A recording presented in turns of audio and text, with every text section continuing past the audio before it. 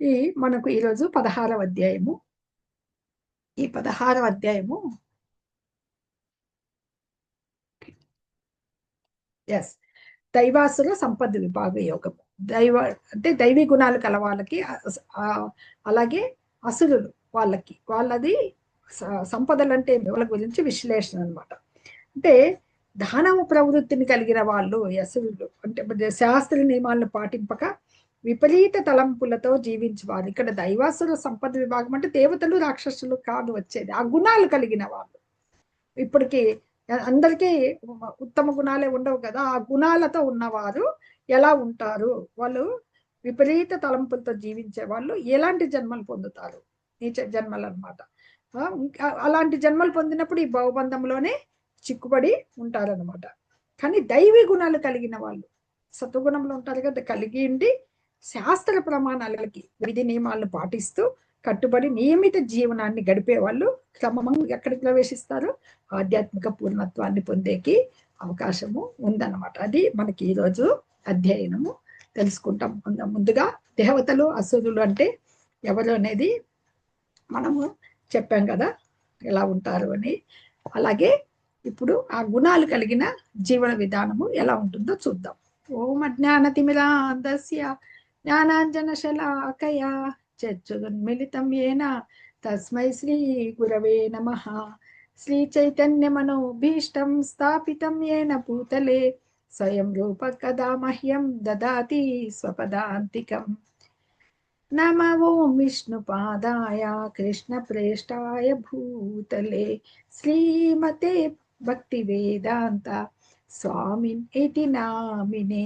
నమస్తే సరస్వతి దేవే గౌరవాణి ప్రచారిణే నిర్విశేష శూన్యవాది ఆచార్య దేశతారిణే.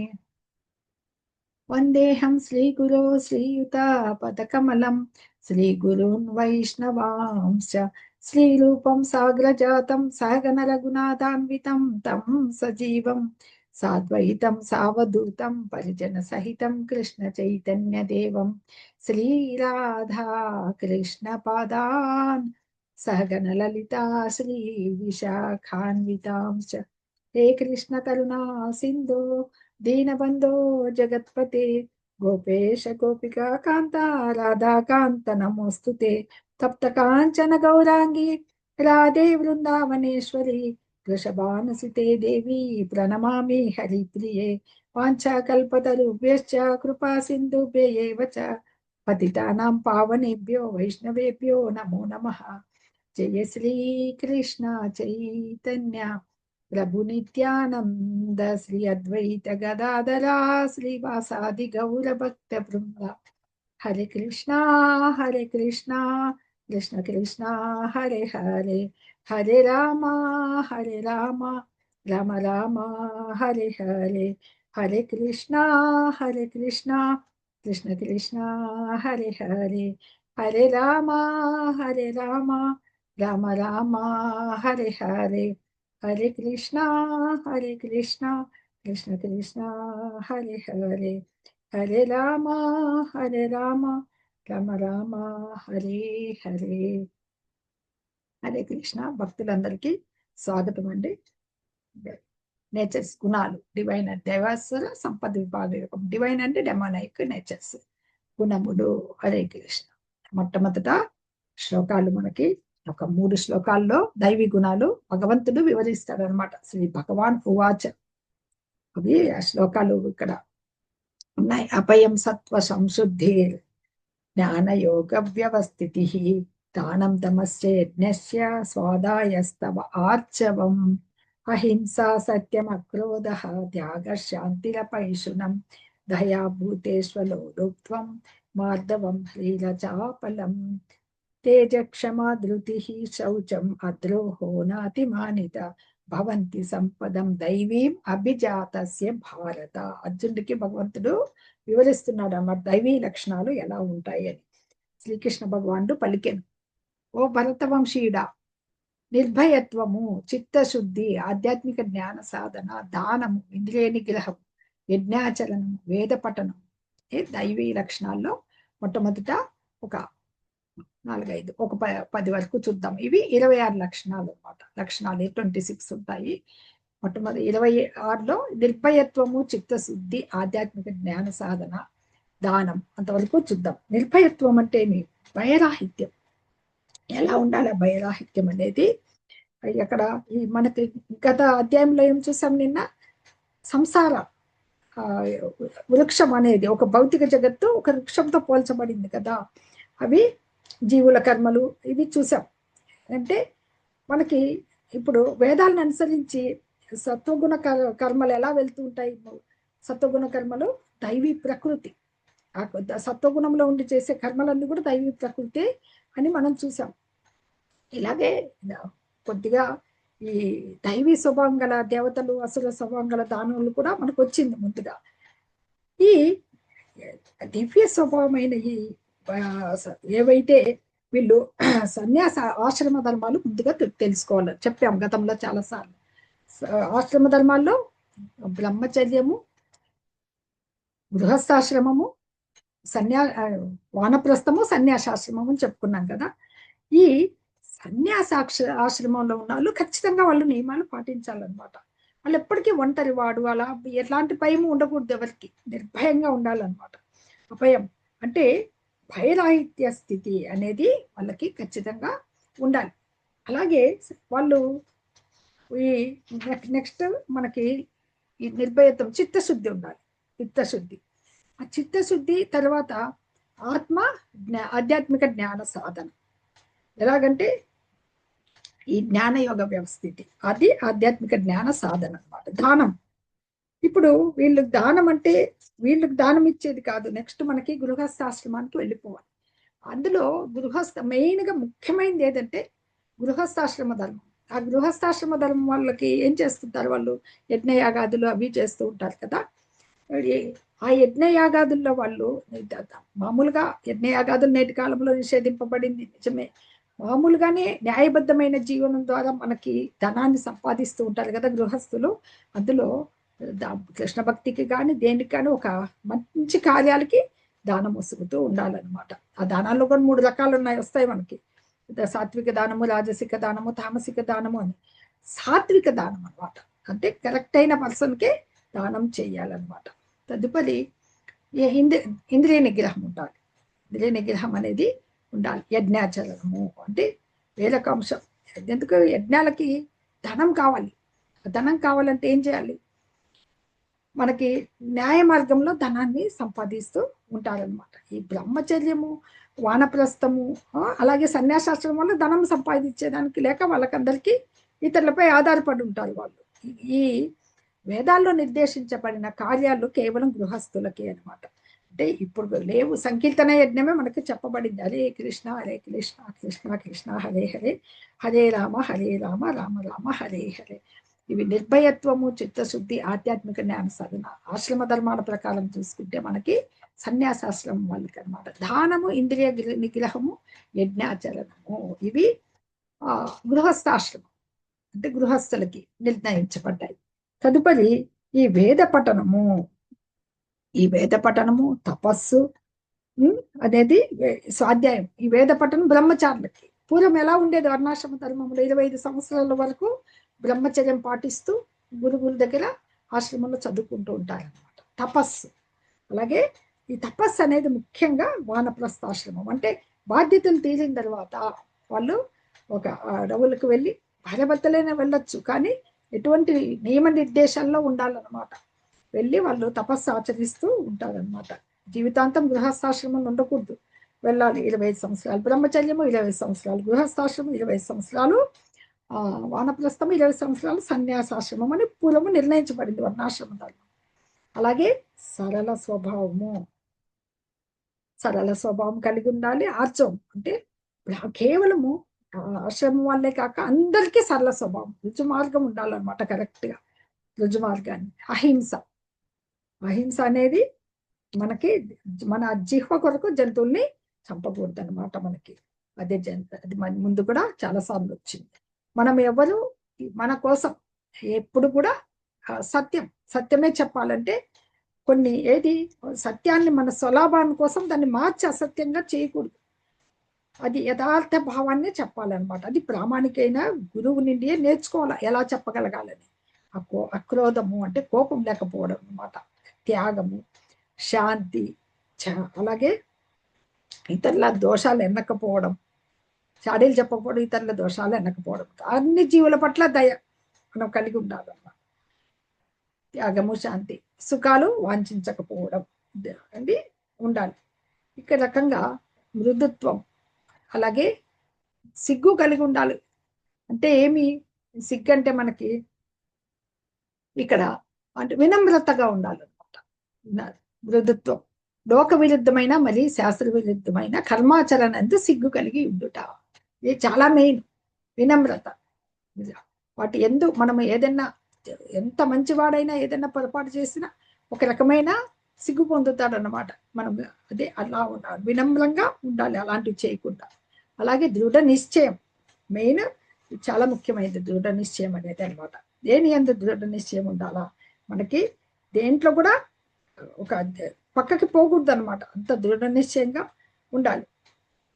తేజస్సు అనేది క్షత్రియులకి వాళ్ళకి ఓర్పు ఉండాలన్నమాట, శత్రువుల్ని పంచగలిగేటప్పుడు ఉండాలి. ఇది శుచిత్వం, శౌచత్వం అంటే శుచిత్వంగా ఉండాలి, ఓర్పు, ధైర్యం, శుచిగా ఉండాలి. మనస్సు దేహానికి రెండిటికి బాహ్య అంతరము శుచి అనమాట. రెండు ఎలాగా, మనకి బాహ్యంగా మనం అంటే స్నానాదులు, మనస్సు అంతరంగంలో రోజు చేతో దర్పణ మార్చడం, పొద్దున్న నుంచి రాత్రి వరకు భౌతిక కల్మషంతో కలుషితమై ఉంటుంది. మనము నిరంతరము మహామంత్ర జపంతో చక్కగా ఉండాలన్నమాట.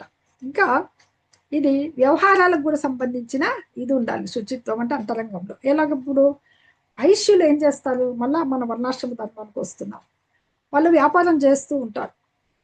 వ్యాపారం చేస్తూ ఉన్నప్పుడు అది ఆ మోసంతో కూడిన వ్యాపారం, మళ్ళీ అంటే బ్లాక్ మార్కెట్లో అవి చేయకూడదు అనమాట. అలాగే తేజస్సు, ద్రోహం చేయకపోవడం, గౌరవ వాంఛ లేకపోవడము, గర్వంతో విర్రవీగకుండా మన స్టేజ్ ఏమి అని మనము ఉండాలన్నమాట. ఇది ఇది ఉండటకే ధర్మం అనమాట. ఈ 26 లక్షణాలు దైవీ గుణాలు అని భగవంతుడు ఇక్కడ చెప్పారనమాట. వీటిని అనుసరించాలి మనుషులు. ఇవి వర్ణాశ్రమ ధర్మం ప్రకారం నియమింపబడినాయి. 26 లక్షణాలు వాళ్ళని అనుసరించి అభ్యసించాలన్నమాట మనుషుడు.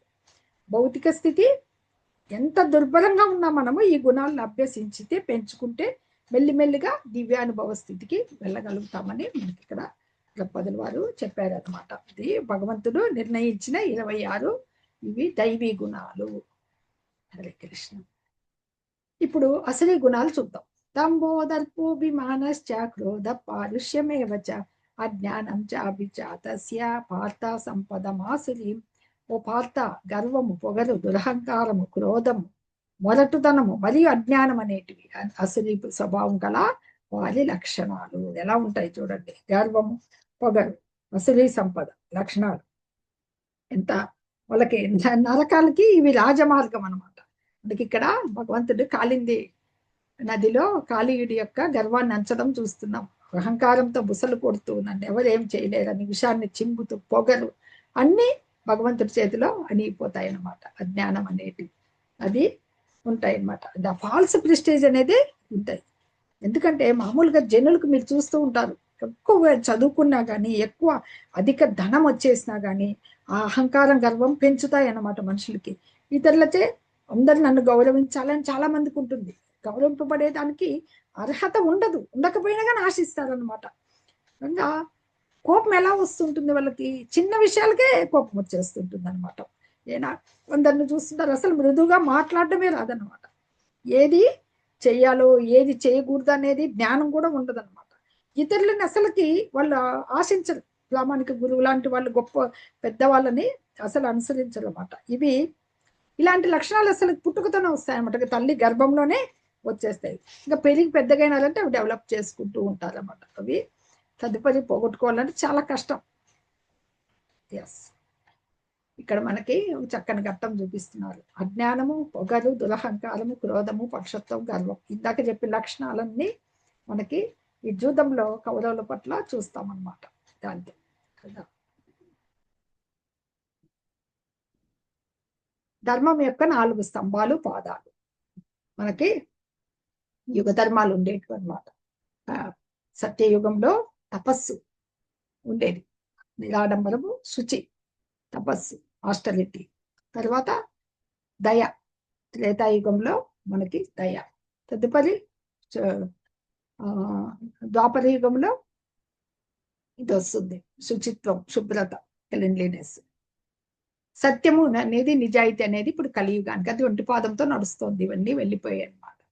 వీటిని బట్టి మనకి 4 పిల్లర్స్ ఆఫ్ ధర్మ ఫర్ 4 రెగ్యులేటివ్ ప్రిన్సిపల్స్. ఇస్కాన్లో 4 ఖచ్చితమైన ఒక నియమ నిబంధనలు ఉన్నాయి. అవి 4 పాటించాలన్నమాట. ఏవి? నో ఇంటాక్సినేషన్, మద్యపాన నిషేధము, మాంసభక్షణము, జూదము, ఇది ఇల్లిసిమ్, అక్రమ మైథున సంభోగం. ఇవి ఖచ్చితంగా ఈ రెగ్యులేటివ్ ప్రిన్సిపల్ని పాటించాలన్నమాట.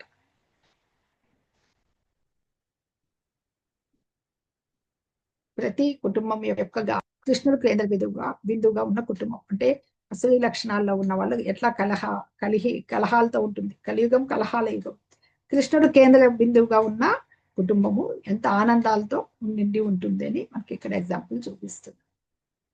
దైవీ సంపద్ విమోక్షాయ నిబంధాయ సురీమతమాశు చ సంపదం దైవీం అభిజాతోసి పాండవ. దైవీ సంపద్ విమోక్షాయ అంటే వీళ్ళ ఈ దైవీ గుణాల వాళ్ళకి ఈ గుణాల వాళ్ళకి ఎటు వెళ్తాయి, అవి ఎటు తీసుకెళ్తాయి, ఆ మార్గం ఏంటి అనేది చూద్దాం. వాళ్ళ యొక్క ఇది దైవీ గుణాలు మోక్షం దిశగా తీసుకెళ్తాయి, కానీ అసుని గుణాలు బంధనంలో చిక్కుపోయి ఉండడానికి కారణమవుతాయి. ఓ అర్జున, నీవు దైవీ గుణంతోనే జన్మించావు, బాధపడకు. అన్ని దైవీ గుణాలే ఉన్నాయి అర్జున్లో కూడా. అంటే అతనికి క్రోధము, మిథ్యాహంకారము, పరుషత్వము ఇలాంటివన్నీ ఏవి లేవు. తెలుసు కదా అతను ఎంత కరుణాపూర్ణ హృదయుడు అనమాట. అసలు లక్షణాలకు చెందినవాడు కాదు. ఈ గుణాలు ఎటు తీసుకెళ్తాయని ఇక్కడ భగవంతుడి శ్లోకంలో వివరించడం జరిగింది. ద్వౌ భూత సర్గౌ లోకేస్మిన్ దైవ ఆసుర ఏవచ దైవో విస్తరశ ప్రోక్త ఆసురం పార్థ మే శృణు. ఓ అర్జున, ఈ లోకంలో ప్రాణుల సృష్టి దైవీ స్వభావము, అసలీ స్వభావం కలిగిన వారని 2 రకాలు. దైవ సంపద గురించి వివరంగా ఇదివరకే చెప్పాను. ఇక ఆసుర సంపద గురించి చెప్తాను. దైవీ గుణాలను భగవంతుడు సంపదగా ఇక్కడ పోలుస్తున్నారు. సంపదలు అవి, ఆ గుణాలు ఉండడం అనేది వాళ్ళకి సంపద, భౌతిక సంపద కాదు. ఆ సంపద ఉండాలి. ఆ గుణాలతో వాళ్ళు ఎంతో అద్భుతంగా రాణించగలరు, ముక్తి మార్గంలో పయనించగలరు అనమాట. అంటే ప్రాణుల సృష్టి 2 రకాలుగా ఉంటుంది. అది భగవంతుడు చెప్తున్నారు అనమాట. ఆసురం ఇప్పుడు విను అని చెప్పేసి ఆసుర సంపద, దైవీ గుణాలు చెప్పేశాడు కదా భగవంతుడు. ఇప్పుడు వీళ్ళు అనమాట మామూలుగా దైవీ గుణాలతో జన్మించిన వాళ్ళు చక్కగా నియమనిబద్ధమైన జీవితం గడుపుతారనమాట. అంటే శాస్త్ర విధులకి, ప్రామాణికమైన ఉపదేశాలకి వాళ్ళు కట్టుబడి ఉంటారు. దానికి వ్యతిరేకంగా ఉన్న వాళ్ళు ఇష్టానుసారం ప్రవర్తించే వాళ్ళే వీళ్ళు అసురి ప్రవృత్తి. ఇంతకుముందే మనం చెప్పాం, కశ్యప ప్రజాపతికి దితికి పుట్టిన దైత్యుల రాక్షసుల్లో ఎంతో మందిని చూసాం. రావణాసురుడు కావచ్చు, మనకి హిరణ్యాక్షుడు కావచ్చు, హిరణ్యకశపుడు కావచ్చు. విధి నియమాలు పాటించకుండా వాళ్ళు అహంకారంతో ఎలా నశించిపోయారు అనేది చెప్తారు. మనకి భేదం ఏమంటే వేద విధులను వాళ్ళు పాటించారు, అసలు దేవతలు వీళ్ళు పాటించలేదన్నమాట. అది ముఖ్యమైన భేదం. ప్రవృత్తిం చ నివృత్తిం చ జనాన విదురాసురాః న శౌచం నాపి చాచారో నా సత్యం తేషు విద్యతే. ప్రవృత్తిం అసలు సరిగ్గా పని చేయట కూడా, నివృత్తిం సరిగ్గా పని చేయకుండుట. మరి ఈ జనాలు ఎరగరు అనమాట. ఎలా అసలీ గుణాలు కల వాళ్ళకి ఏది చెయ్యాలో ఏది చేయకూడదు ఏదో తెలియదు. వాళ్ళలో శుచిత్వం, సదాచారం, సత్యం అసలు కనపడవు. ఇంతకుముందే చెప్పుకున్నాం కదా, ఇవి 4 చూపించారు: శుచిత్వం, సదాచారం, సత్యం. అసలు లక్షణం సంపదలు చెప్తున్నారు భగవంతుడు. ఇవి అయిపోయాయి, వాళ్ళవి స్టార్ట్ చేశారనమాట ఇప్పుడు మనకి అని. వాళ్ళకి ఇప్పుడు వేద నాగరికతను పాటించే వాళ్ళ ఆర్యులని చెప్పుకుంటాం కదా. అంటే ఇక్కడ శాస్త్రబంధాలు ఇంతకుముందు కూడా చెప్పుకున్నాం. అస్సలకి పాటించాలని సంకల్పం ఉండవు కాబట్టే వాళ్ళలో శుచిత్వం ఉండదు, సదాచారం ఉండదు, సత్యం అసలుకు ఉండదు అనమాట. అంటే ఈ స్నానము, ఈ దంతధావనము, ఉదయాన్నే లేవటము, శుభ్రమైన వస్త్రధారణము, బాహ్యాన్ని శుచి, అదే అంతర్ శుచి, భగవంతుని నామోచ్చారణ, హరే కృష్ణ కీర్తనం అదనమాట ముఖ్యంగా మనుషులు తెలుసుకోవాలన్నమాట. అసత్యమప్రతిష్టం తే జగదాహురనీశ్వరం అపరస్పర సంభూతం కిమన్యత్ కామహైతుకం. వారంటే ఇక్కడ అసురులు. ఈ జగత్తు అసత్యమని, ఆధారము అధిపతి లేనిదని అంటారు. మైథున కోరిక వల్లనే తయారైందని, కామము తప్ప సృష్టికి మరో కారణం లేదని వారు వాదిస్తారు అన్నమాట. వాళ్ళ కంక్లూషన్, వాళ్ళ ఒక డెసిషన్కి వచ్చేసారు వాళ్ళు. ఏది వాళ్ళది, వాళ్ళ పనే ఇది, ఇది వాళ్ళది. అంటే ఈ జగత్తే అసత్యము, మిథ్య అనేస్తారు అనమాట. దీనికి ఒక విశ్వ నియామకుడు ఉన్నాడు, ఒక దేవాది దేవుడు, ఆయన వల్లనే ఈ సృష్టి వచ్చింది అనేది ఎప్పటికీ నమ్మరు అనమాట. అంత భ్రాంతి అనుకుంటారు కదా వాళ్ళు. దీనికి ఎలాంటి కార్యకారణం, ఎవరైనా సర్వకారణుడు ఒకరు ఉన్నారని కానీ ప్రయోజనం కూడా లేదనుకుంటారు అనమాట. ఇది కేవలం భౌతిక జగత్తు అదంతకదే వచ్చేసింది అని వాళ్ళు చేస్తారనమాట. ముఖ్యంగా దేహాన్నే వాళ్ళ ఆత్మగా భావిస్తారు. అది దాన స్వభావం వాళ్ళది ముఖ్యమైన లక్షణం అదనమాట. మైథున కోరిక వల్లనే అది వచ్చింది అని. కానీ మనకు భగవంతుడు చెప్తారు, మయ్యాధ్యక్షైన ప్రకృతి సూయతే సచరాచరం అని చెప్పింటారు కదా మనకి. నా అధ్యక్షత ఎందే ఈ జగత్తంతా నడుస్తోంది అని చెప్తారు. అలా వీళ్ళు విశ్వసించకుండా సొంత సిద్ధాంతాలని వాళ్ళు ఆచరిస్తూ ఉంటారన్నమాట. ఇంకా ఇంకా భగవంతుడు వాళ్ళ లక్షణాలు చెప్తారు, చూద్దాం. జగదాహుర అనీశ్వరం, ఇది చాలా చాలా ముఖ్యమైన పదం అనమాట. ఇది జగత్తు, ఈ జగత్తంతా కూడా అనీశ్వరం అంటే నియామకుడు లేకుండా. ఈశ్వరుడు ఉన్నాడు కదా, ఒక ఈశ్వరుడు లేడు అని. ఈశ్వరుడు అంటే భగవంతుడు. ఓకే. ఏతాం దృష్టిమవష్టభ్య నష్టాత్మానో అల్పబుద్ధయః ప్రభవంతి ఉగ్రకర్మాణః క్షయాయ జగతో హితాః. వీళ్ళకి ఈ దృష్టి ఏం చేస్తుంది, వాళ్ళకి నష్టమైన నష్టాత్ములను అటువంటి దృక్పథంలో గట్టిగా ఉండి ఇదే భావనలో ఉంటారు. వాళ్ళ లక్షణాలు పెంచుకుని దేవుడు లేడని ఇలాంటి అభిప్రాయాలని ఇంకా వాళ్ళు పెంపొందించుకుని అల్పబుద్ధితో మరియు క్రూర కార్యములతో ప్రపంచానికి శత్రువులుగా మారి కీడు కలిగించేవి దారుణమైనవి అయిన పనుల్లో పాల్గొంటారు. ఈ అసురు లక్షణాలు జగద్ వినాశకరం ప్రభవంతి ఉగ్ర కర్మాణః. వాళ్ళకి ఈ ప్రపంచ నాశక కర్మల యందే నిలబడి ఉంటారు అన్నమాట. వాళ్ళని భగవంతుడు ఏం పోలుస్తున్నారు ఇక్కడ, అల్పబుద్ధయః. ఎంత చూడండి, హరే కృష్ణ, అల్పజ్ఞులు అని చెప్పేస్తున్నాడు భగవంతుడు అనమాట. ఇప్పుడు ఎంతో భౌతిక జగత్తులో సుఖాన్ని పొందాలని చెప్పేసి ఏదో ఒకటి కొత్తది కనిపెడుతూనే ఉంటారు కదా ఈ సైంటిస్టులు. వాళ్ళ మేధస్సును దేనికి ఉపయోగిస్తున్నారు, దానికే ఉపయోగిస్తున్నారు. అది కేవలము బాహ్యానందం కోసమే అనమాట. అవి ఈ భౌతిక అంటే ఏవైతే ఇవి కనిపెడుతూ ఉన్నారో అవి ఉపయోగపడేది ఎలాగాని. ఇప్పుడు ఇలా ఉంది, మనం ఇప్పుడు కంప్యూటర్ ల్యాప్టాప్ యూజ్ చేస్తున్నాము, మౌస్ యూజ్ చేస్తున్నాము, ఇవన్నీ ఎలక్ట్రానిక్ గుడ్స్. మనం దేనికి ఉపయోగిస్తున్నాం ఇక్కడ, భగవంతుని ఆధ్యాత్మిక జ్ఞానాన్ని భగవద్గీతను బోధించేకి ఉపయోగిస్తాం. అదే మనము వేరే దానికి ఉపయోగిస్తే బాహ్యానందం అవుతుంది కదా. అది ఉపయోగపడేటట్లు మానవ నాగరికతకి పురోభివృద్ధిగా ఇవన్నీ కనిపెడుతున్నారు కదా. జనులు హింసాప్రాయులు, క్రూరులు. ఇప్పుడు నేటి జగత్తు చూస్తున్నారు మీరు, ప్రాయైన అల్పాయుషభ్య కళావస్మిని వేజన, మొత్తం కలహాలతో ఎక్కడ చూసినా ఉగ్రకర్మలు ఎక్కువైపోయినాయి. ఉగ్రకర్మలు అంటే మీకు తెలుసు, ఉగ్రవాదం ప్రబలిపోయింది. ఎందుకు, ఎవరికి వాళ్ళే అణుబాంబులు అన్ని తయారు చేసుకుని పెట్టుకున్నారు. అది మేధస్సుతోనే కదా అణుబాంబులు అవి వచ్చింటాయి. కానీ అవి ఒకరినొకరు చంపుకునే దానికి ఉపయోగించేదానికి, అంటే హింసా ప్రవృత్తి, ఇతరుల మానవులేదో హింసా ప్రవృత్తి డెవలప్ అయిపోయింది అనమాట. ఏ జీవుల పట్ల ఎలా ఉండాలి, చంపడానికి తయారైన ఎన్నెన్ని మార్గాలు వెతుకుతున్నారు ఎలా ఉగ్రకర్మల్లో ఉండే అనమాట. అణ్వాయుధాల సృష్టి ఈ శ్లోకంలో ఉగ్రకర్మ అంటేనే ఇది అణ్వాయుధాల సృష్టి ఇండైరెక్ట్ గా మనకి తెలియజేయబడుతోంది అనమాట ఈ శ్లోకము. అణ్వాయుధాల సృష్టి అనేది, మేము మా దగ్గర ఇన్ని అణ్వాయుధాలు ఉన్నాయని చెప్పుకోవడం ప్రపంచం చాలా గర్వంగా భావిస్తోంది. అది యుద్ధం ఆరంభమైతే ఏమీ ఉండదు, మొత్తము సర్వం నాశనం అయిపోతుంది.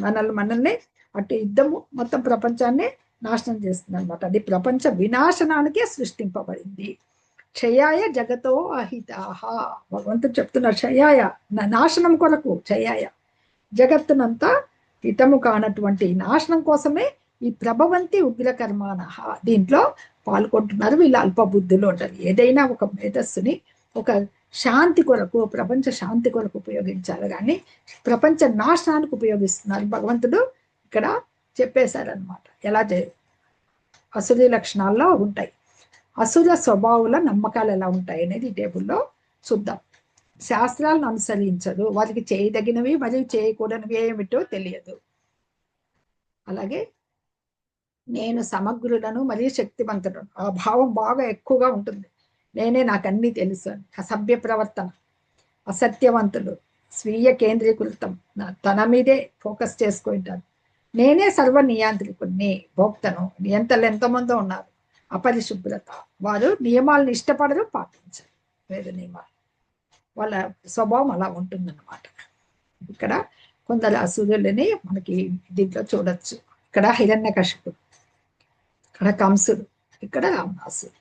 హిరణ్యకశిపుడు బాలుడు, హరినామంతనే తన కన్న కుమారులను కూడా చూడకుండమని చెప్తాడు. ఎన్ని విధాల ప్రయత్నించినా వాళ్ళు వధించలేకపోతారు. ఎందుకంటే అతనికి భగవంతుని కారణం ఉంది. శుద్ధ భక్తుడు ప్రహ్లాదుడు గర్భంలోంచి భక్తి నేర్చుకుని వచ్చాడు కాబట్టి చివరికి భగవంతుని చేతిలో అతడు శిక్షింపబడతాడు. హిరణ్యకశిపుడు భక్తుడు ఎప్పటికీ రక్షిస్తాడు. మనకు ఉంది కదా, యదాయ పరిత్రాణాయ సాధూనాం వినాశాయ చ దుష్కృతం ధర్మ సంస్థాపనార్థాయ సంభవామి యుగేగే 4వ అధ్యాయంలో చెప్తారు కదా భగవంతుడు 78వ శ్లోకంలో. అది అన్నమాట, రక్షించేదానికి ఎప్పటికీ భక్తుల్ని రక్షించేదానికి నేను అవతరిస్తూ ఉంటాను. ఇక్కడ ఇక్కడ సొంత రక్త సంబంధమే చెల్లెల్ని కూడా చూడకుండా కంసుడు తన అష్టమ గర్భ మృత్యువు సంభవిస్తుంది అనగానే ఆమె చంపడానికి సిద్ధపడతాడు. మళ్ళీ వసుదేవుడు అడ్డం పడతాడు. తర్వాత భగవంతుడు వస్తాడు, శిక్షిస్తాడు. రావణాసురుడు ఒక ఎవరు లేని స్థితిలో ఒక మారు వేషంలో సీతని అపహరించకపోయేంత దారుణమైన పరిస్థితికి అతను కూడా భగవంతుని చేత శిక్షింపబడ్డాడు అనమాట. ఇవన్నీ అసలు లక్షణాలు.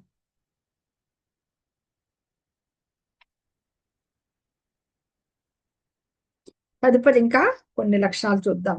వాళ్ళకి ఏమని విశ్వాసిస్తారంటే, వాళ్ళు ఇది అయిపోయిన తర్వాత మనకి పూరింప శక్యం కానటువంటి కామం ఆశ్రయించి గర్వము మరియు విద్యాహంకారాలని, కామం అనేది ముఖ్యంగా గర్వాన్ని అహంకారాన్ని వాళ్ళని ఆకర్షిస్తూ ఉంటుంది అనమాట ఎప్పుడు వాళ్ళకి. దానివల్ల భ్రాంతి నొందినటువంటి అసుర స్వభావులు అశాశ్వతములైన వాటి పట్ల ఎప్పుడు ఆకర్షితులై ఉంటారనమాట. దానివల్లనే తప్పులు, నిరంతరం తప్పులు చేస్తారు.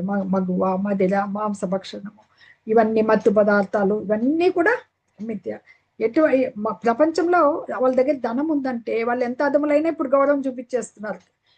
కృత్రిమంగా మిథ్యా గౌరవం అనమాట అది. వాళ్ళు ఎంత నరకానికి దిగజారుతున్నా కానీ మేమెంతో వృద్ధి పొందిన వాళ్ళము అని వాళ్ళే భావించుకుంటూ ఉంటారనమాట. తదుపరి ఇంద్రియ తృప్తి ఒక్కటే ముఖ్య అవసరమని వాళ్ళు విశ్వసిస్తూ ఉంటారనమాట. ఆ విధంగా జీవితాంతం వరకు వాళ్ళ దుఃఖం అనేది అపరిమితంగా ఉంటుంది. దుఃఖం అనుకోరు వాళ్ళు, ఆశాపాశాలు బంధించేసి ఉంటాయి అన్నమాట. కామక్రోధాల్లో నిమగ్నులై ఇంద్రియ భోగం కొరకే మార్గాలు ఎన్ని ఎన్నుకుంటారు ధనం సంపాదించేదానికి, అన్ని అక్రమమైన మార్గాలే అనమాట. ఇవన్నీ ఇంకా వాళ్ళకి ఇట్లా చేస్తాయి అన్నమాట. తదుపరి ఇంకా వాళ్ళ లక్షణాలు చూస్తూ ఉంటే ఈ ధనమే మెయిన్. ధనాన్ని ఇట్లా పొందాలి, ఇదంతా కూడా భవిష్యత్తులో ఇంకా సంపాదించాలి, ఇంకా నా శత్రువుల కంటే నేను ఎక్కువ ఉండాలి, టాపర్లో ఉండాలి అని చెప్పేసి వీళ్ళు ఆలోచిస్తూ ఉంటారు. ఈ విధంగా వీళ్ళు అనేక చిత్త విభ్రాంత మోహజాల సమావృత. అంటే వాళ్ళ గమ్యం ఎక్కడికి? వాళ్ళ గమ్యం అనేది నరకం. అనేకమైన చిత్త విభ్రాంతులచే కలత నుండి మాయాజాలం చే, ఇదేమంతా మాయ కదా, దాంతో చివరికి ఇంద్రియ భోగాలు అనే ఆసక్తి పడి నరకానికి వెళ్ళిపోతారనమాట. అది వాళ్ళ ఆ ధనాన్ని, ధనార్జన కాంక్షకి హద్దు అనేది లేదు కాబట్టి వాళ్ళు అధర్మ మార్గాల్ని వెళ్తూ ఏ రకంగా అయినా కానీ పెంచుకుంటూ వెళ్ళిపోతారు. ఇంకా వృద్ధి చేసుకోవాలని కుటుంబానికి కావచ్చు, ఇంటికి కావచ్చు, ధన సంపదలు, ఇవన్నీ ఇదే నాకు ఆ మార్గం అంటే ఏమే పురోభివృద్ధి అనే భావనలోకి వస్తారనమాట. ఇప్పుడు మామూలుగా కొంతమందికి చక్కటి కుటుంబంలో పుట్టింటారు, బోల్డంత సౌందర్యం ఉంటుంది, ఆ విద్యను బాగా వచ్చింటుంది అనమాట. ఇది వీళ్ళు ఏమనుకుంటారు, అది మేము చేసామనుకుంటారు. ఒక ఉన్నత వంశంలో జన్మించిన, ఒక అద్భుతమైన సౌందర్యమైన, ఒక అద్భుతమైన విద్య అబ్బిన, అది కూడా ఎవరిదంటే పూర్వజన్మ కర్మ ఫలాలను అనుసరించి వస్తుంది, వాళ్ళు సాధించింది కాదు. వాళ్ళ పూర్వజన్మ పుణ్య సుకృతం వల్ల వచ్చింటుంది అనమాట. దాన్ని చూసి ఎప్పుడు గర్వించకూడదు అనమాట. ఈ అసుర స్వభావాల వాళ్ళు మాత్రం మాకే ఇదంతా నా స్వీయ సామర్థ్యమే అని భావిస్తారనమాట. అది వాళ్ళకి ఒక అలాంటి దీనికే మనము రావణాసురునే ఎక్కువగా ఉదాహరణ చెప్పుకుంటాం. భక్తుడైనప్పటికీ కూడా అతని అహంకారమే అలాగా చేస్తాడు. ఇంకా అసలు యజ్ఞాలను అవి ఆచరింపక గ్రహాలని తీసుకొచ్చి బంధించేసింటాడు అందరినీ అనమాట. దేవతల్ని చాలా చాలా హింసలు పెడతాడు. ఇది మంచి ఎగ్జాంపుల్ గా చెప్పుకోవచ్చు అనమాట. ఇది అసుర స్వభావాలు. ఇంకా ఆత్మ సంభావిత స్తబ్ద ధనమానమదాన్విత యజంతే నామ యజ్ఞైస్తే దంభేన విధిపూర్వకం అవిధిపూర్వకం. ఇది ఇంకా నియమ నిబంధనల్ని అనుసరించకుండా తమనే తామే పొగుడుకుంటూ వినయ విధేయతలు లేకుండా ధనమద కర్వంతో వారు శాస్త్ర విరుద్ధంగా పేరుకి మాత్రం యజ్ఞాలు చేస్తారు. వాళ్ళ యజ్ఞాలులో ఉండదు, శాస్త్ర విధి ఉండదు, ప్రామాణికత ఉండదు, శాస్త్రం ఉండదు. మేమే సర్వజ్ఞులని నామమాత్ర ధర్మ కార్యాలు చేస్తుంటారు, మా నామకే వస్తే చేస్తుంటారు అనమాట. ఎందుకంటే ఆ ప్రామాణికత ఎందు వాళ్ళకు విశ్వాసం లేదు కాబట్టి ఆ కూడబెట్టిన ధనంతో ఆ అహంకారంతో కొద్దిగా ఆచరిస్తూ ఉంటారనమాట. ఇంకొంతమంది ఏం చేస్తారు, ప్రచారకులుగా మాకెంత తెలుసని ధర్మ సంస్కర్తలుగా ఉండి తప్పువన్నీ చెప్తూ ఉంటారనమాట. ఇది ఇప్పుడు ఎంతో మంది సాధువులు, సన్యాసులు, డూప్లికేట్ భగవాన్లు సమాజంలో చూస్తూ ఉంటాం. ఎంతో మంది బయటపడుతూ ఉంటాయి మనకు రోజు. అదే వాళ్ళంతా ఎలా ఉన్నారు అనేసి. అది అంటే వాళ్ళకి అజ్ఞానం కొలిది జనులు కూడా వాళ్ళే గొప్ప భగవత్ ప్రచారకులు అనుకుంటుంటారు అనమాట. ధర్మ నియమాలు తప్పుగా చెప్పేవాళ్ళు అందరూ ఉండరు, తప్పుగా చెప్పేవాళ్ళు కొందరు ఉంటారు అనమాట. ఇంకా కొంతమంది సన్యాస దుస్తులు ధరించి హేయమైన కార్యాలన్నీ చేస్తూ ఉంటారు అనమాట. ఇది ఎవరి వాళ్ళే అరేంజ్ చేసుకున్న ధర్మ సిద్ధాంతాలు. దీన్ని నియమ నిబంధనలు లేకుండా చేసేదే దంభేనా, భగవంతుడు చెప్తున్నారు, అవిధి పూర్వకం. అంటే అవిధి విరుద్ధంగా, శాస్త్ర విరుద్ధంగా మాత్రమే యజ్ఞాలు ఇవన్నీ చేస్తారు. ఇవన్నీ కూడా అజ్ఞానానికి, భ్రాంతికి గురి చేసేటమాట ఈ లక్షణాలన్నీ. ఎస్. అహంకారం బలం దర్పం కామం క్రోధం చ సంశ్రితాః మామాత్మపరదేహేషు ప్రద్విషంతోభ్యసూయకాః. అహంకారం, బలం, గర్వం, కామం, క్రోధం చే కళ్ళు మూసుకుపోయి భగవంతుని పట్ల అసూరి ప్రవృత్తి గలవారు తమ దేహంలో మరియు ఇతరుల శరీరాల్లో ఉంటున్న నన్ను ద్వేషిస్తారు. భగవంతుని వ్యతిరేకించే వాళ్ళు ఎంతమంది ఉన్నారు. అసుర స్వభావాలు, శాస్త్రాలు నమ్మరు, దేవదేవుడైన శ్రీకృష్ణ భగవాన్ అసూయ పరులు ఉంటారు. కేవలము వాళ్ళకున్న నామమాత్రమైన అది కొంచెం ఉంటుంది కదా, ఆ పేరు ప్రఖ్యాతులు, కొంచెం నామమాత్ర గౌరవము, ధనము, బలము ఉంటాయి కదా, దానికనమాట. ఈ బలము, శక్తి, ధనములో తనకి సమానులు ఎవ్వరు లేనందున నేను ఇష్టం వచ్చిన రీతిలో వర్తిస్తాను, నాకెవరో అడ్డగించరు అని చెప్పేసి ఉన్నారనుకోండి. తనకు ఎవరైనా శత్రువు ఉన్నాడంటే సరే అతన్ని మనము ఏదో ఒకటి చేయొచ్చు అనే భావనలో ఉంటారు. భగవంతుడు ఎలా ఉన్నారు మనం ఇంతవరకు తెలుసుకున్న దాంట్లో ప్రతి ఒక్కరి హృదయంలో పరమాత్మ రూపంలో ఉన్నారు. అందుకే ఇతర మనుషుల్ని ద్వేషిస్తున్నారు. ఇతర జీవుల్ని ద్వేషించడము, అసూయపడడం అనేది ఆ పగల్లో వాళ్ళ అంతరాత్మలో ఉన్న భగవంతుని ద్వేషించినట్లే కదా. తమ దేహంలో ఉన్న భగవంతుని కూడా ద్వేషించినట్లు గుర్తించరు.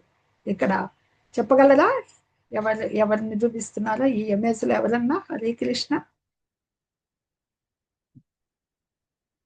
హరే కృష్ణ ఉన్నారా? చెప్పండి మాతాజీ. ఈ ఇమేజ్ లో ఎవరో చెప్పగలరా? శిశుపాలుడు మాతాజీ. Very good. హరే కృష్ణమా, కరెక్ట్ గా చెప్పారు, ధన్యవాదాలు. శిశుపాలుడు ధన్యవాదాలు. కంసుడు నిరంతరము భగవంతుని ద్వేషిస్తూనే ఉన్నారు. మీట్లో ఉండండి అమ్మా. హరే కృష్ణ. ద్వేషిస్తూనే ఉన్నారు. భగవంతుడు ఆఖరికి భగవంతుడితో శిక్షింపబడతాడు అనమాట. ఈ రాజసీ యాగ సందర్భంలో మహాభారతంలో వస్తుంది ఘట్టము. భగవంతుని అగ్రపూజకి అధిక్షేపిస్తాడనమాట. భీష్ముడంతటి వాడు కురువృద్ధ పితామహుడే భగవంతుడని తెలుసు ఆయనకి, అందుకే ఆయన్ని అగ్రపూజకి అర్హుడని చెప్తారు. కానీ శిశుపాలుడు ద్వేషిస్తాడు మొదటి నుంచి, అసూయ చిన్నప్పటి నుంచి అనమాట. అందుకు భగవంతుని చేత సంహరింపబడతారు అనమాట. ఇవి అసూయ లక్షణాలకి ఇక్కడ ఒక ఉదాహరణ చూపిస్తున్నారు. అసులిం యోని మాపన్నా మూడా జన్మని మామప్రాప్యైవ కౌంతేయ తతో యాంత్యధమాం గతిం. భగవంతుడు ఎలాంటి వాళ్ళకి ఇవి ఇస్తాడు, వాళ్ళకి ఈ అసూయ గల వాళ్ళు, క్రూరులు అయిన నరాధములని, వాళ్ళందరినీ ప్రతిసారి అసుర జన్మలు అనేది సంసార సాగరంలో తోసేస్తాడు అనమాట వాళ్ళని అన్ని కూడా. అంటే ఎందుకంటే వాళ్ళంతా కామపూర్ణులు, హింసా స్వభావాలు, ద్వేషులు, శుచిరహితులు ఉంటారు కాబట్టి అలాంటి వాళ్ళని మళ్ళీ మళ్ళీ అదే జన్మలో తీసుకోవాల్సి వస్తుంది అనమాట. అది మళ్ళీ భగవంతుడు ఈ 20వ శ్లోకంలో, ఓ కౌంతేయ, అసుర జీవజాతుల్లోనే మాటి మాటికి జన్మ పొంది అలాంటి మూర్ఖులు ఏ జన్మలో నన్ను చేరలేరు. క్రమంగా వారు అంతకంటేకి అధోగతి పాలవుతారు. వృద్ధి చెందకపోతే, ఆ లక్షణాలని పోగొట్టుకోకపోతే వాళ్ళకి అధోగతే జరుగుతుందన్నమాట. ఎందుకంటే ఆయన కరుణామయుడు. వాళ్ళ పట్ల మటుకు అసలు జాతుల ప్రకారం పట్ల మాత్రం ఆయనకి దయాస్వభావము చూపడనేసి ఈ శ్లోకంలో మనకి తెలుస్తుంది అనమాట. పతనం పొందుతారనమాట. వాళ్ళకి భగవంతుడు ప్రతి ఒక్కరికి సూక్ష్మ స్వాతంత్రం ఇచ్చాడు కదేమో, అత్యద్భుతమైన మానవ జన్మ, దాన్ని ఉపయోగించుకోవాలి. కానీ అతను ఒక రకంగా దయాలువు. ఎలాగంటే మనము చూస్తాం, ఏ అసురుడు గాని భగవంతుడి చేతిలో సంహరింపబడ్డాడంటే అతనికి ముక్తి లభిస్తుంది వెంటనే అనమాట. ఆయన చేతిలో సంహరింపబడటం అనేది మనకు పురాణాల్లో కనపడుతుంది. అందరూ ముక్తి పొందిన వాళ్ళే వెంటనే అనమాట. రావణుడు కావచ్చు, కంసుడు, హిరణ్యకశిపుడు, వీళ్ళందరూ కూడా వీళ్ళని సంహరించకే భగవంతుడు అవతారాలు తీసుకున్నారు అనమాట. అలాంటి వారు భగవంతుని చేతిలో మరణించడం అనేది కూడా ఒక భాగ్యం.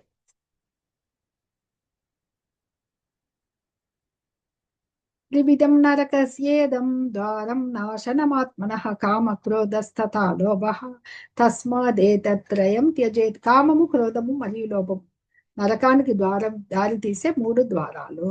ఈ నరక ద్వారాలు 3 ఆత్మ వినాశానికి కారణాలు. అందువల్ల ఈ 3ంటిని మనిషి విడిచిపెట్టాలి. 3 నరక ద్వారాలు చెప్తున్నారు. వాళ్ళు నరకాలకు వెళ్తారన్న సరే, దానికి ఎవరు భగవంతుడు? ఈ నరక ద్వారాలు ఏమి అంటే వీళ్ళకి కామక్రోధ లోభం అన్నమాట. ఇది కామము, క్రోధము, లోభము. ఇక్కడ అసలే జీవనాలకి ఆరంభము ఇదే. కామము అంటే మనకి కోరిక చెప్పచ్చు, ఇంద్రియ భోగము చెప్పచ్చు అనమాట. ఏదన్నా అది తీరితే ఏమైతుంది, ఇంకా కావాలనే లోభానికి వెళ్తారు. తీరకపోతే అది కోపంగా పరిణమిస్తుంది అన్నమాట. అది కామం, క్రోధం. తీరితే ఒక రకమైన లోభానికి వెళ్తారు, తీరకపోతే వెంటనే క్రోధం. క్రోధాద్భవతి సమ్మోహ, సమ్మోహ స్మృతి విభ్రమ, స్మృతి భ్రంశాత్ బుద్ధినాశో, బుద్ధినాశాత్ ప్రణశ్యతి. మనకి 2వ అధ్యాయంలో 63వ శ్లోకం చూసాం కదా. ధ్యాయతో విషయాన్ పుంసః 62. సంగస్తేషు ఉపజాయతే, సంగా సంజాయతే కామః, కామాత్ క్రోధో విజాయతే. ఇంద్రియార్థాలు, ఇది కావాలనే కోరిక జనించినప్పుడు మనుషునికి ఆసక్తి, అది కోరిక. ఆసక్తి నుంచి కామం వస్తే, కామం నుంచి క్రోధం వస్తుంది. ఆ క్రోధం అనేది మోహాన్ని కలగజేసి జ్ఞాపక శక్తి పరిభ్రమించి వాళ్ళకి బ్రహ్మకు బుద్ధి నాశనం అవుతుందని అక్కడ మనకి ఇచ్చింది. అలాగే కామయేష క్రోధయేష మనకు తదుపరి 3వ అధ్యాయంలో కూడా వస్తుంది మనకి. ఈ రకంగా ముందు కూడా చెప్పబడతాయి. కామం అనేది క్రోధానికి దారి తీస్తుంది తీరకపోతే. ఇవి అందుకే నరకానికి 3 ద్వారాలు అన్నమాట. ఎందుకంటే ప్రతి వాళ్ళు తన కామాన్ని పూర్ణం చేసుకోవాలంటే విఫలుడైపోతేనే ఆ క్రోధాన్ని అంటే కోపం అది ఉదయిస్తుంది. ప్రతి బుద్ధిమంతుడు ఈ నాకొద్దు, ఈ అసుర జన్మాలు నాకొద్దు అనుకునే బుద్ధిమంతులు, జ్ఞానవంతులు ఏం చేయాలి? ఈ 3టిని జయించగలిగేకి ప్రయత్నించాలన్నమాట. లేకపోతే అవి ఆత్మనే నాశనం చేసేంత సమర్థత అంటే నీచ జన్మలు వచ్చేస్తాయి అన్నమాట.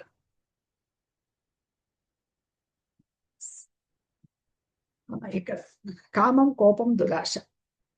కామము, క్రోధము, దురాశ అంటే లోభం చక్కగా చూపిస్తున్నారు చూడండి. లాస్ట్ టువర్డ్స్ ద్రౌపది, వీళ్ళు ద్రౌపదిని ఎంతగా అవమానించారు. అలాగే ఇక్కడ యాంగల్ టువర్డ్స్ పాండవాస్, ఈ వీళ్ళకి అశ్విని లక్షణాలు ఉన్నాయి దుర్యోధనాదులకి, అది ఇక్కడ చూపిస్తున్నారు అన్నమాట. యాంగల్ టువర్డ్స్ పాండవాస్, నిరంతరము పాండవుల మీద అతనికి కోపమే ఉంటుంది. గ్రీడ్, దురాశ ఎలా ఉండేది. Towards the Kingdom of Hastinapur, దురాశ ఎలా ఉంది ఆయనకి, మొత్తం ఆ రాజ్యం, సామ్రాజ్యం, హస్తినాపుర సామ్రాజ్యం అంతే నాకు కావాలి అని. 3 కూడా అసురీ స్వభావులైన ఈ కౌరవుల్లో ఉన్నాయని చక్కగా ఇక్కడ చూపడం జరుగుతోంది. ఎస్, ఏతైర్విముక్త కౌంతేయ తమో ద్వారైతి బిర్నరః ఆచరత్యాత్మన శ్రేయః తతో యాతి పరాం గతిం. ఇవి ఓ కుంతిపుత్ర, ఈ 3 దుర్గుణాలను వదిలివేసిన వాడు ఆత్మానుభూతికి అనుకూలమైన కార్యాలను చేస్తూ ఆ విధంగా క్రమంగా పరంపదము పొందుతాడు. ఈ 3 మానవ శత్రువులు మనకి. ఆ శత్రువులు చాలా జాగ్రత్తగా ఉండాలన్నమాట. నియమాలను చక్కగా పాటిస్తూ ఉంటే మెల్లిగా త్యజించడం వల్లే ఆత్మానుభవం ఉన్నత స్థాయికి మెల్లిగా చేరుకునే దానికి ఒక అవకాశం ఉంటుంది అనమాట. అది ఇక్కడ భగవాన్ని భక్తియుత సేవ, నిరంతర హరే కృష్ణ మహామతులు జపము, వర్ణాశ్రమ ధర్మాలు ఇవన్నీ ఉన్నాయి కదా, అవి ఏర్పాటు చేయబడ్డాయి అని దానికి చెప్తున్నారు అనమాట. ఇక్కడ చూపిస్తున్నారు అసూయ, కోపము, అజ్ఞానము, కామము, దురాశ, మిథ్యాహంకారము, గర్వము, అదే బంధకారణాలు, ఇవన్నీ కూడా ఇవన్నీ జయిస్తూ జయిస్తూ జయిస్తూ వెళ్తే సత్వగుణాలు, దైవీ గుణాలతో భగవంతుని చేరుకోవన్నమాట. యశస్వీతి మృత్సుజ్య వర్తతే కామకారతః న సిద్ధిమవాప్నోతి న సుఖం న పరాం గతిం. రిజల్ట్స్ ఇప్పుడేమి ఇంతవరకు చెప్పిన దానికి, ఈ శాస్త్ర విధుల్ని విస్మరించి తన ఇష్టానుసారం పనిచేసేవాడు పరిపూర్ణతను, ఆనందాన్ని లేదా పరమగమ్యాన్ని పొందజాలడు. అదనమాట మనకి చెప్తున్నారు. వాళ్ళకి పూర్ణత్వం ఉండదు, సుఖము ఉండదు, పరమగతి ఉండదు. తదుపరి ఎంతో మందిని చూస్తుంటాం, దురలవాట్లకు లోనైన వాళ్ళకి అంత్యకాలంలో ఎటువంటి జబ్బులతో వాళ్ళకి యాతన అనుభవిస్తూ ఉంటారన్నమాట. అవి ఇప్పుడు రకరకాలుగా బాధలు పడతారనమాట. విధి నియమాల్ని పాటించకపోతే వచ్చినట్టు అనమాట. ఈ కామ క్రోధ చూసాం కదా, కామము, లోభము, కోరికలను అనుసరించి దాన్ని ఇష్టానుసారం జీవిస్తే పూర్ణత్వం అనేది రాదు, పైగా చాలా ఇబ్బంది పడతారు. సరే, బుద్ధిమంతుడైనా అనుకోండి, శాస్త్ర విధులు పాటిస్తూ ఉంటే అంత్యంలో భగవంతుని అవగాహన చేసుకునే స్థితికి రాకపోతే జ్ఞానం అనేది వ్యర్థం బుద్ధిమంతులకు కూడా. అందుకని ఈ తెలిసి కూడా ఈ శాస్త్ర నియమాలను పాటించకపోయిన వాళ్ళకి ఇంకా కామం నందు వర్తించిన వాడే అవుతాడనమాట. అది కొంతమంది చేస్తూ ఉంటారు, తెలిసి కూడా తప్పులు చేస్తూ ఉంటారు అనమాట. నేను చెయ్యేది తప్పు, ఇది నేను అక్రమ సరైన నిషిద్ధ మార్గాల్లో వెళ్తూ ఉంటారు అనమాట. మనకి అది అట్లే వర్తిస్తూ ఉంటారు అనమాట. చేయకుండా వల్లనే అలాగా తెలిసి చేయకుండా అటు ఇటు ఉండే వల్లనే మన చంచల స్వభావం గల వాళ్ళు ఉంటారు, చపలుడు అంటూ ఉంటాం అనమాట. ఈ మానవ జన్మ మనకి ఎందుకు పవిత్రం నడుచుకోవడానికి ఒకసారి వస్తుంది మనకు మానవ జన్మ. తదుపరి రావాలంటే మనం ఎంతో ఇప్పుడు సాధించాలి. మనం పవిత్రం చేసుకుంటేనే కదా మళ్ళీ మానవ జన్మ వస్తుంది. గోలోక బృందావనానికి వెళ్ళాలంటే ఎన్ని జన్మల్లో ఎత్తాలో, బహునాం జన్మ నామత్తే జ్ఞానవాన్ మాం ప్రపద్యతే వాసుదేవ సర్వమితి సమహాత్మ సుదుర్లభ. భగవంతుడే చెప్పాడు, ఎన్నో జన్మల తర్వాత జ్ఞాని అయిన వాడు జ్ఞానం ద్వారా భగవంతుణ్ణి అంత వాసుదేవమయం అని తెలుసుకున్నప్పుడు నన్ను పొందగలరు. ఎన్నో జన్మలు, ఆ జన్మలు ఎన్నో తెలియదు. పరమగమ్యం పొందాలంటే ఆనందాన్ని విస్మరించకూడదు అనమాట. తస్మాత్ శాస్త్రం ప్రమాణం తే కార్యకార్య వ్యవస్థిత జ్ఞాత్వా శాస్త్ర విధానోక్తం కర్మ కర్తుమిహార్హసి. తస్మాత్ కనుక శాస్త్రాన్ని ప్రమాణం, నిదర్శనం చిత్తే నీ యొక్క కార్య చేయదగింది, అకార్య చేయదగనట్టిది, వ్యవస్థిత నిర్ణయించుట యందు జ్ఞాత్వ తెలుసుకొని, శాస్త్ర విధానోక్తం శాస్త్రాల్లో చెప్పబడినట్లు కర్మ, ఈ కర్మలు కర్తము చేయుము, ఇక్కడ ఈ జగంలో చేయుము. తస్మాత్ శాస్త్రం, ఈ శాస్త్ర ప్రమాణాలను బట్టి నువ్వు ఏది చెయ్యాలా, కార్యం అకార్యం చెయ్యాలో శాస్త్ర విధాలను అనుసరించి తెలుసుకో అని చెప్పేసి భగవంతుడు ఆఖరి శ్లోకంలో చెప్తున్నారు అనమాట. అందువల్ల చేయదగ్గ కార్యమేదో చేయకూడని కార్యమేదో నిర్ణయించుకోవడంలో మనిషికి శాస్త్రమే ప్రమాణం. శాస్త్ర విధానాలను తెలుసుకుని తదనుగుణంగా ఈ లోకంలో నీవు కర్మలు చెయ్యాలి. భగవంతుడే శాస్త్రాలు, ఆయన వేదమే ఆయన నుంచి వచ్చింది, వేదాలే.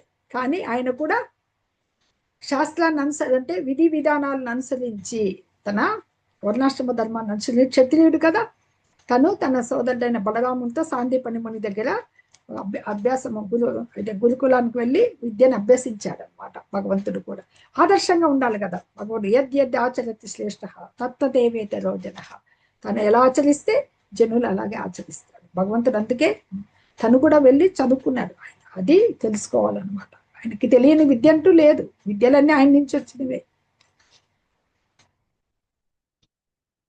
సత్యయుగం. ఇప్పుడు యుగాల్లో మనకి అసురులు ఎలా ఉంటారో చూద్దాం. సత్యయుగం మొట్టమొదటి యుగం కదా, 4 యుగాలని చెప్పాం కదా. సత్యయుగము, త్రేతాయుగము, ద్వాపర యుగము, కలియుగం. సత్యయుగంలో వరాహదేవుడు మనకు వరాహావతారంలో హిరణ్యాక్షుడు, హిరణ్యకశిపుని సోదరుడు, డిఫరెంట్ ప్లానెట్స్, వేరే వేరే గ్రహాల్లో, భూగ్రహంలో ఉంటే భగవంతుడు ఆధ్యాత్మిక లోకంలో ఉంటారు, వేరే వేరే గ్రహాల్లో ఉండేవారు. అది నెక్స్ట్ త్రేతాయుగంలో ఏమైంది? Tretayuga Rama and Ravan in different country, ఒకే భూలోకంలోనే రావణుడు లంకలో ఉంటే భగవంతుడు అయోధ్యకు చెందినవాడు, వేరే వేరే ఉన్నారు. తదుపరి ద్వాపర యుగంలో Pandavas and Kauravas in the same family. ఇక్కడ లక్షణాలు చెప్తున్నారు. అసురులు ఒక గ్రహాలే, వేరే గ్రహము వేరే లోకాల్లోనే ఉండేవాళ్ళు సత్యయుగంలో. మనకి అది త్రేతాయుగానికి వచ్చేసరికి సరే ఒకే దేశాలు వేరే వేరేగా ఉన్నారు. ద్వాపర యుగానికి వచ్చేసరికి ఏమైంది? ఒకే ఫ్యామిలీకి వచ్చేస్తారు. పాండవులు కౌరవులు ఒకే వంశానికి చెందిన వాళ్ళు, ఒకే ఫ్యామిలీ, కురు వంశానికి చెందిన వాళ్ళు, అన్నదమ్ముల పిట్టలే కదా వారు. కానీ అలాగే ఇప్పుడు కలియుగంలో divine and demonic qualities in the same person. అసలీ గుణాలు, దైవీ గుణాలు రెండు ఒకే మనిషిలోనే ఉంటాయి. వాటిని మనలోని అసలీ గుణాలని మనము తుడిచిపెట్టాలంటే ఏం చేయాలి? మనము నియమ నిబంధనలు అన్ని కూడా భగవంతుని కదా, తెలిసేదానికి కదా ఇవన్నీ ఉంది. ఆయన్ని పొందేదానికే మనకి చైతన్య మహాప్రభు మనకు ప్రవేశపెట్టిన హరే కృష్ణ కృష్ణ కృష్ణ హరే హరే, హరే రామ మహామంత్ర జపము, భక్తియుత సేవా విధానము, భగవంతుని ప్రసాదమే స్వీకరించడము, ఇలాంటి కర్మలు చేస్తూ మనం భక్తియుత సేవలో ప్రత్యక్షంగా ఉంటే అదే ఈ వేదాలు చదివినంత అధ్యయనం చేసిన వానిగా భావించబడతారనమాట. అని మనలో ఉంటాయి. ఇవి 4 దోషాలు ఉంటాయి ప్రతి మనిషిలో. ఇవి మనకు తెలియకనే తప్పులు చేస్తూ ఉంటాం, మంచిన స్వభావం ఉంటుంది. మన ఇంద్రియాలు అసలుకే మనలే మోసం చేస్తూ ఉంటాయి అన్నమాట, మాయకు లోనైతూ ఉంటాం. ఇలాంటివన్నీ దాటుకోవాలంటే మనము ఈ శాస్త్రాలతో విధింపబడిన విధి నియమాలను పాటించాలంటే ఇప్పుడు చాలా వరకు ఈ భగవంతుణ్ణి తెలుసుకోగలడమే భక్తియుత సేవే.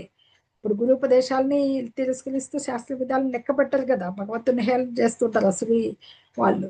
కానీ భక్తి యోగాన్ని మనం శ్రవణం చేసి మన ఉద్ధారంకై మనం ముందుకు వెళ్ళాలన్నమాట. అసలు జన్మల కారణాలు ఏవి? ముఖ్యంగా భగవంతుణ్ణి హేళన చేయడం. ఎందుకంటే అసలు జన్మ కారణమైన రజస్తమో గుణాలు, ప్రకృతి గుణాల్లో చూసాం కదా, ఆ రజస్తమో గుణాలని కొద్దిగా అసుర జన్మ కారణాలు అనమాట. వాళ్ళు శాస్త్రాన్ని లెక్క చేయరు, భగవంతుని హేళన చేస్తారు, గురుపదేశాలను తిరస్కరిస్తూ ఉంటారు. భగవంతుని భక్తి యోగం వైపు అసలుకి ఆకర్షితులు కారనమాట. అది ఎక్కువ ఉన్న ఈ మానవ సమాజంలో ఉండే దోషాలన్నీ ఇవే అనమాట.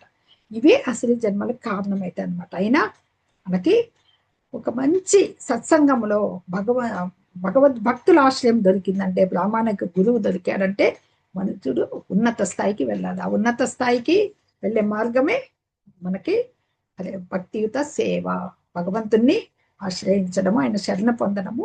మార్గాలు ఉన్నాయి కదా, ప్రత్యక్షమైన సేవ, కృష్ణ మహామంత్ర జపము, ప్రత్యక్ష భక్తియుత సేవ, తెల్లవారుజాము లేయడము, ఉండడము, నియమ నిబంధనలతో కొన్ని చక్కటి నియమిత జీవిత విధానము, భక్తి, భగవంతుడి ప్రసాదాన్ని స్వీకరించడం, ఇలాంటి కర్మలన్నీ మనం చేస్తూ ఉంటే భగవంతుణ్ణి చక్కగా మనం పొందేదానికి ఆస్కారం అవుతుంది అనమాట. దైవీ లక్షణాలు అలవడతాయి. We will have మనకి inside us like Kansa, Shishupal et cetera. How to overcome it మనలో ఉన్నాయి. సరే, రాక్షస అసలీ గుణాలు రాక్షసులాగా, వాటిని ఎలా దాటాలి చూపి మహామంత్ర చెప్పమంటారు. హరే కృష్ణ కృష్ణ కృష్ణ హరే హరే, హరే రామ రామ రామ హరే హరే, కృష్ణం వందే జగద్గురుం. హరే కృష్ణ భక్తులందరికీ ఇంతటితో దైవాసుర సంపద్ విభాగ యోగము అంటే మనం దైవీ గుణాలు కల వాళ్ళ లక్షణాలు 26 లక్షణాలు చెప్పారు కదా భగవంతుడు మొట్టమొదటి 3 శ్లోకాల్లో. తదుపరి అసలు లక్షణాలు వివరించారు. వాళ్ళకి ఎలా పతనమైతారు చెప్పారు. వాళ్ళని బయటపడాలంటే మనము ఏం చేయాలనేది కూడా మనకు నిర్దేశించబడింది. 26 లక్షణాలు చాలా చాలా ముఖ్యమైనటువంటి అనమాట. అవి దైవీ లక్షణాలు. వాటిని పెంపొందించుకోవాలి మనలో ఉన్న అసలు లక్షణాలను తుడిచిపెట్టుకోవాలంటే భక్తియుత సేవ ఒకటే మనకి మార్గం. హరే కృష్ణ. హరే కృష్ణ మాతాజీ.